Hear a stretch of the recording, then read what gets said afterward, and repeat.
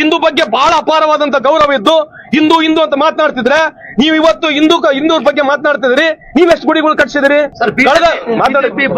ನೋಡಪ್ಪ, 70 ವರ್ಷದ ಅವಧಿಯಲ್ಲಿ 7 ಲಕ್ಷಕ್ಕೂ ಹೆಚ್ಚು ಗುಡಿಗಳು ನಮ್ಮ ಕಾಲದಲ್ಲಿ ಆಗಿರೋದು.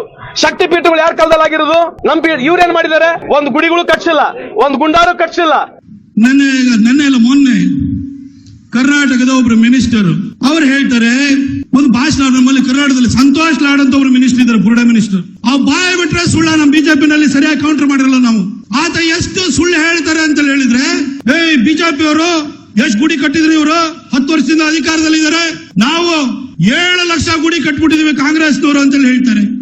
ಶಕ್ತಿ ಪೀಠಗಳನ್ನ ಮಾಡಿದಂತವ್ರು ನಾವು ಅಂತ ಹೇಳಿ ಸಂತೋಷ್ ಲಾಡ್ ಮಾತಾಡ್ತಾರೆ. ಬಂಧುಗಳೇ, ಹಿಂದೂ ಧರ್ಮದ ಬಗ್ಗೆ ಹಿನ್ನೆಲೆ ಬಗ್ಗೆ ಗೊತ್ತಿದ್ರೆ 7 ಲಕ್ಷ ಗುಡಿ ಕಟ್ಟಿದೀವಿ, ಶಕ್ತಿ ಪೀಠಗಳನ್ನ ಕಟ್ಟಿರೋದು ನಾವು ಸಂತೋಷ್ ಲಾಡ್ ಹೇಳ್ತಾ ಇದಾರೆ.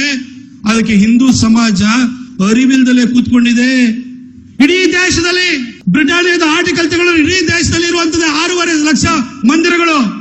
ಆ ಮಂದಿರಗಳನ್ನ ಜನರು, ದಾನಿಗಳು, ಮಹೇಶ್ ಅಣ್ಣನಂತವರು ಇವರು ಕಟ್ಸಿದ್ದಾರೆ. ಕಾಂಗ್ರೆಸ್ ಕಟ್ಸಿರೋದಲ್ಲ. ಶಕ್ತಿ ಪೀಠ ಅಂದ್ರೆ ಏನು? ಶಕ್ತಿ ಪೀಠ ಅಂತಂದ್ರೆ ದಕ್ಷನ ಕಥೆನ ಕೇಳಿದ್ರಿ, ಶಿವನ ಮೊದಲನೇ ಹೆಂಡತಿ ಸತಿಯ ಕಥೆನ ಕೇಳಿದ್ರಿ.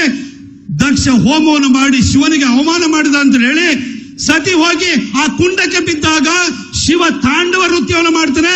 ಆ ಒಂದು ಯಜ್ಞವನ್ನ ನಾಶ ಮಾಡ್ಲಿಕ್ಕೆ ಅಂತ ಹೇಳಿ ನಂದಿನ ಗಣಗಳನ್ನ ಕಳಿಸ್ತಾನೆ, ವೀರಭದ್ರನನ್ನ ಕಳಿಸ್ತಾನೆ. ಆಗ ಸತಿಯ ದೇಹ 51 ಚೂರುಗಳಾಗಿ ದೇಶದ ಬೇರೆ ಬೇರೆ ಕಡೆ ಬೀಳುತ್ತೆ. ಅದು ಮಧುರೈನಲ್ಲಿ ಮೀನಾಕ್ಷಿ ಇದೆ, ಕಾಶಿಯಲ್ಲಿ ವಿಶಾಲಾಕ್ಷಿ ಇದೆ, ಇಲ್ಲೇ ಕೊಲ್ಲಾಪುರದಲ್ಲಿ ಮಹಾಲಕ್ಷ್ಮಿ ಇದ್ದಾಳೆ, ಅದೇ ರೀತಿಯಲ್ಲಿ ನಂದಿನಿ ಇದ್ದಾಳೆ, ಕಪಾಲಿನಿ ಇದ್ದಾಳೆ, ತಾಯಿ ಚಾಮುಂಡೇಶ್ವರಿ ಇದ್ದಾಳೆ. ಹೀಗೆ 51 ಶಕ್ತಿ ಪೀಠಗಳಿಗೆ 1000 ವರ್ಷದ ಹಿನ್ನೆಲೆ ಇದೆ.